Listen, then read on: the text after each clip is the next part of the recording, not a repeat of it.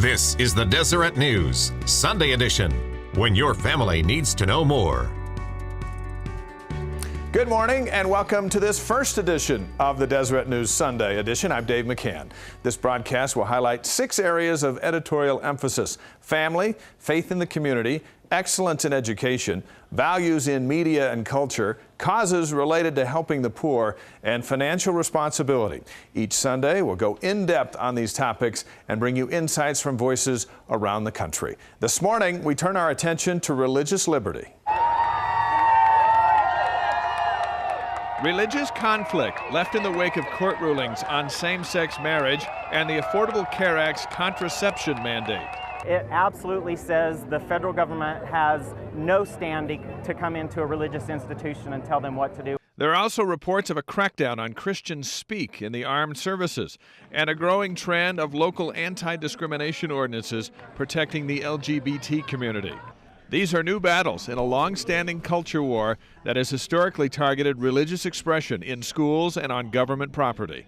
In many countries, including the United States, religious freedom is slowly and dangerously eroding.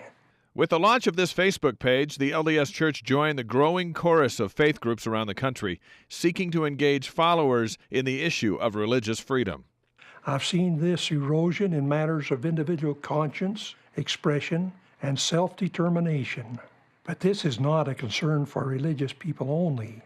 For many reasons, all citizens benefit from a robust and vigorous religious freedom. Faith communities rallying their members is a key element for advocacy groups that are championing religious liberty as a policy issue or at the ballot box. It is government's unalterable duty to protect every religion, every religious belief, and every peaceful religious practice. Religious liberty is a unique issue that crosses over the liberal and conservative political divide. And it is a pleasure to welcome to the program Christina Arriaga in Washington, D.C. She's the executive director of the Becket Fund for Religious Liberty, and Paul Edwards, the editor of the Deseret News. Thank you for being with us. It's great to be here, Dave. Christina, let's start with you. Define this religious liberty that we're talking about today. Religious liberty is the ability to live according to our deeply held convictions. And this is said beautifully in the First Amendment of our Constitution, which says that the government cannot establish a religion, but also that the government cannot interfere in the exercise of that religion. Religious beliefs are the most important part of our rights. It's what we take to work, it's how we use our free speech, it's how we live our lives. Paul, how is everything that Christina just laid out for us under attack, as it were? Well, the idea that bureaucrats and established interests are interested in suppressing religious diversity is not a new concept. I mean, this is as old as the Republic. But for a long period of time, courts really recognized that there's a strong presumption of religious freedom.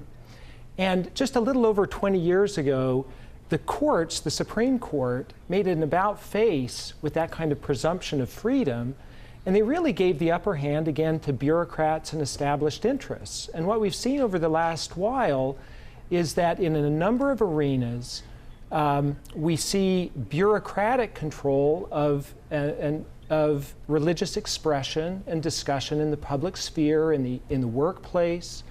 And so people of faith are finding that their beliefs are being squeezed out of discussions, and their ability to practice their religion, dress in ways that are appropriate with their conscience, are under attack in the country right now. Christina, is this a red state, blue state issue, a Republican, Democrat issue, or has it got everybody involved? Absolutely not. This involves everyone. A healthy democracy cannot exist unless we have the ability to live according to our deeply held principles. Only 20 years ago, Congress adopted the Religious Freedom Restoration Act, and that was done unanimously under President Clinton. Congress also adopted the Religious Land Use and Institutionalized Person Act.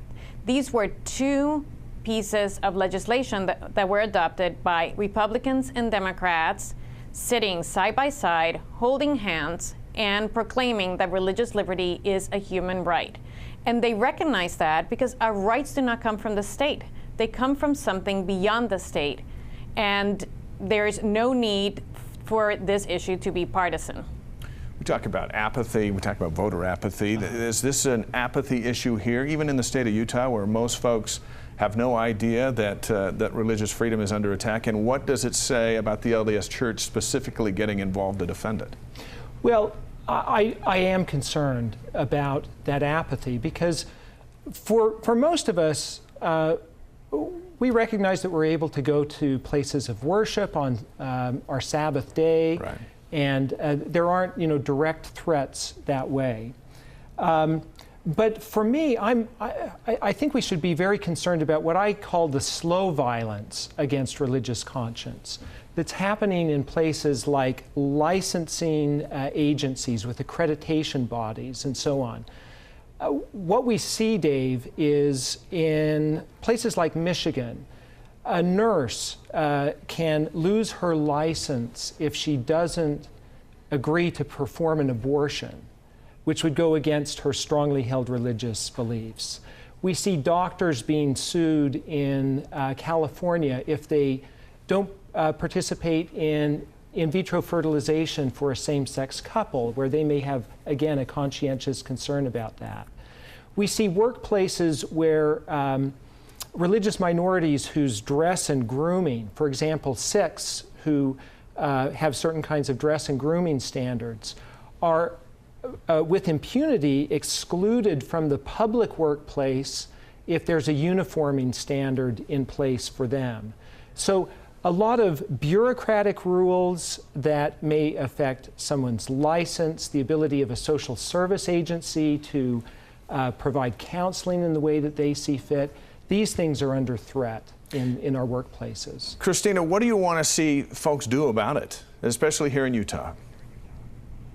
Get up and get involved. It is so important to, first of all, know the facts. A lot of Americans just don't know them. I mean, we have taken for granted the fact that we have religious liberty in this country, and that is being eroded. Many families in Utah have very, very vivid memories of persecution because of their religious beliefs. I myself am Cuban American. My father escaped Castro's Cuba. My mother escaped a concentration camp in Germany. We came to this country because we believed that the government cannot touch what's in our hearts or what's in our minds. And unfortunately, the government now is imposing several bureaucratic statutes and regulations that are slowly eroding away. So get involved, be informed, subscribe to the Beckett Fund newsletter, find out what's going on in your community. It's going to be very difficult for your children to make a living unless they leave their beliefs at the door. That is not what America is about. That is un-American, and it's unprecedented to live that way. Christina, real quick on the Beckett Fund. It's actually set up to defend this, this process you're talking about. Tell us just a little bit more about that.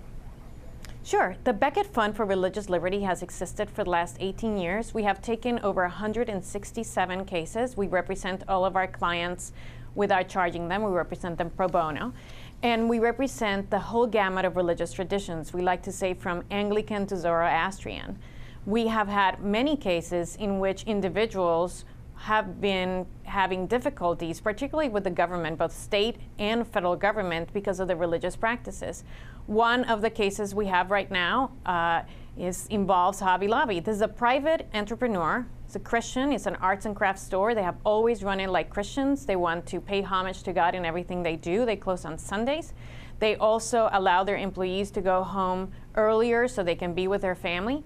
And the government has told them that unless they pay for contraceptives that are abortion-causing drugs, that the government will fine them $1.3 million per day. That case is likely to go to the Supreme Court. This can happen to any business in the United States. In fact, there are over 200 plaintiffs involved in the cases associated with health and human services. Even if this does not affect your family, you have to stand for the rights of the other families that are involved in this, because when any family suffers in the United States because of their religious beliefs, it takes away the religious beliefs of anyone that is involved in this. And it's Paul, going to be very... I'm sorry, go ahead. I was saying, Paul, the Deseret News also renewed emphasis on this very topic. Well, yes, Dave, really critical for the functioning of a democracy are those kinds of attributes of self-governance that social philosophers for centuries have recognized come from active religious faith. And so we think that it's just essential for the well-functioning of a democracy, for our civil society, that active faith be promoted, encouraged. And so this slow erosion of different rights presents a concern. In Utah, we could get involved in helping to encourage the passage of what's called the Religious Freedom Restoration Act at the state level. Many states have passed this kind of legislation that has done what the Supreme Court took away many years ago, which was this presumption of religious liberty when the balance between bureaucratic control and religious liberty come into conflict. All right, we'll look for more reports. We thank Christina. We had her on satellite from Washington, D.C. She's continuing her weekend. We'll let you continue yours, Paul. Thank you very much. Thank you very much. Great to be with you, Dave. Up next, the inspiring story of the Fish family and how to balance care between sick family members and healthy ones. This is the Deseret News Sunday edition. When serious illness hits a family, it hits everybody. In this week's family section, we're discussing the care the entire family needs when battling a chronic illness. First, we want to introduce you to the Fish family. Two of their girls were born with a nearly non-existent immune system. The rare disease is called leaky skin, and it's forced them to live in a sort of bubble. So they treasure every moment they get to live as a normal family. The high-flying adventures of a simple toy recently gave them an opportunity to do that and lifted their spirits to unbelievable heights. Saturday morning, just after sunrise. We are getting quite a few people here. A few clouds and no wind. Are you guys getting pumped? This is the perfect conditions for a balloon launch. Yeah. That balloon is going to outer space. And it's carrying a superhero named Blair and GoPros to capture his journey. Now, the reason why we're doing this is because we promised Blair a hero party for when he This is the real Blair. Donated his marrow to his sister, Natalie. There are a lot of heroes in this crowd, including Big Brother Matthew.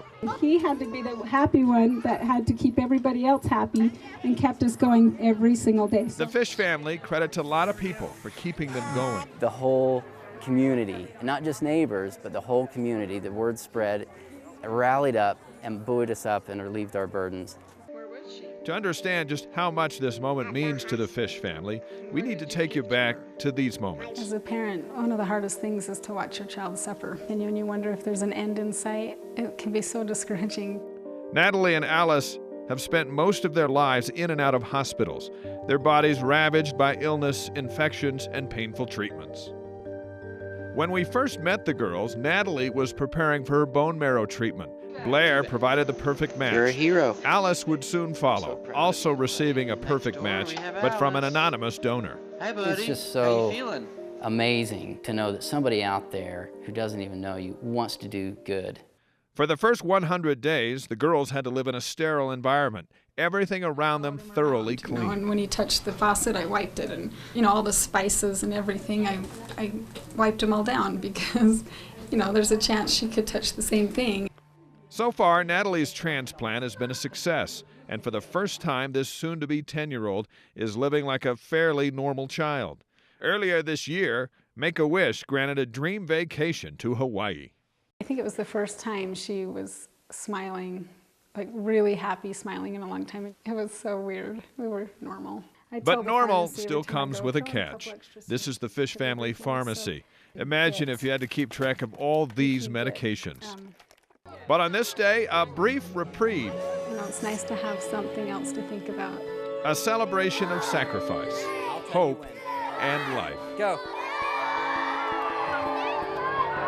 Bye, Blair, to infinity and beyond. A bobblehead boy lifting the spirits of a family that has endured so much. It was a culmination of a lot of emotion. I'm not as proud as the launch as I am of my, as my son Blair. As bobblehead Blair soars into the atmosphere, it's gone further north. Tyler east, tracks the journey, probably 100,000 and Lizzie feet. prepares another round of medicine. I should have been a pharmacist. Oh, that is pretty cool. Hey, Natalie, can you take your medicine and I'll go get your inhalers? Hold it. Even the slightest cough from Natalie still causes panic. Nights are fairly restless and worrisome, and then morning comes and we feel relief and gratitude when our girls wake up. Okay, take the pills and drink your water and swish, okay? Natalie grows stronger every day, while Alice's battle continues. It's a little bit warm. With Alice, we understand how serious her case is because we just don't really know how to fix it just yet. She is a little medical mystery. May I have kids crew? And a favorite, frequent patient at Primary Children's Medical Center. This finger still. But Alice doesn't let it all get in the way of her play. She's a tough cookie. Sometimes it's the little things that want some more, keep us going. Little things like a toy tied to a weather balloon that reached space and then tumbled back to Earth. The landing near Colville was a bit rough, but this family knows all about tough journeys. We found it! You fight until there's nothing left to fight for. A family of superheroes. Together, Tyler, Lizzie, and their Cape Crusaders will keep fighting for each other and for life, into infinity and beyond. Alice scheduled to receive her second bone marrow transplant on October 17th. We wish her and the rest of her family the best of luck. Victoria White is a child life specialist at Primary Children's Medical Center. Thank you for being with us this morning. I'm excited to be here. There are so many challenges for families when they deal with a sick child. For the rest of the family, what do you see in your day-to-day up at the hospital that has kind of taught you a few things about this? Definitely one of the first things is how hard it is to balance it all. Because parents, you know, they want to be the best parent they can be, and it's hard to find that balance between home life, work life, and also what's happening at the hospital. So in your expert opinion, what's first on the list that you would tell every family that has this challenge? First thing on my list for parents especially is self-care. They need to be able to take time away, focus on how they can find themselves some coping mechanisms. Diet, sleeping, all that stuff? Diet, sleeping, taking time away to just get a breather, you know, go to the gym, something like that, so that they can focus a little better and it'll help them make harder decisions. Is that what, there's so much stress involved in that. Even when your kid has the flu for a week, there's a lot of stress, but a chronic one that's not going to go away, managing that stress through diet, sleep, and all that other stuff seems to be paramount. It is, and a lot of people forget about it because there's so many other things going on with their kids that they just focus on the kids and forget they need to take time for themselves too. Okay, so shoring up, number one, yes, is number one on the list. What's number two? Number two would be communication, especially with the siblings involved. They want to know what's happening, they want to understand it, they want to have a role and a choice if they can. And a lot of times we cut them out, don't we? Because it's like, hey, we don't want to burden them, or they want to understand it. It's just going to be adult discussion, and that causes a gulf here, right? Yeah, and especially if you think about it, the kids, when you're on the phone with your neighbor or your friend and you're telling them about what's happening at the hospital, the kids are listening in the backseat of the car, and they're hearing all these adult conversations, and they're not quite sure what it means. So taking the time to communicate to them what it is and what's happening. Okay, number three. Number three, I would say connect as a family. Taking the time to put all the medical things aside for a night. Maybe it's a game night, maybe you go out for ice cream, something simple, but remembering at the end of the day you're a family, and that's important. Where can folks go for more information on this? You know, we have information on the Primary Children's Hospital website, but there's also a lot of great online communities for teens and for younger kids to connect with others who are having similar experiences at home. Appreciate the work you do, Victoria. Thank you. No problem. Good to have you with us. Coming up on Deseret News Sunday edition, how to start a discussion about money with your aging parents. Welcome back. In this morning's MoneyWise segment, we're discussing senior silence and why talking about money with your aging parents might be difficult, but well worth it. Michael DeGroot writes about financial responsibility for the Deseret News. Thank you for being with us. It's great to be here. Why do we not like to talk to our parents about money? Well, it's not so much that we might not want to talk about it as much as they might not want to talk about it, because you have all these issues of independence and trust and other sort of things and control that they have. And so that's maybe part of it. And we don't want to approach these sort of things where we feel like we're mortal. All right, so in your expertise, as I'm having this conversation with my mother, how do I get her to open up about her books? Well, you might be overstepping your bounds.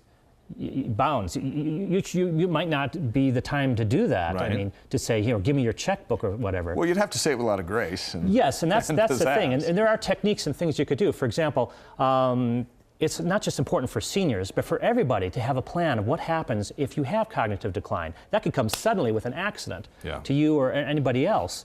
And so coming together as a family and talking about these as a family might be the best approach to do it. And for aging parents, there's some pride there of, I don't want to give up my independence, and I've still got everything under control, so I'm not going to let you in, and that's a stumbling block. Well, you know, the parent-child sort of thing, it's always going to be in place. But the studies show that 86% of the people said they would trust a family member to help handle their affairs, and that means their medical problems or also their financial problems.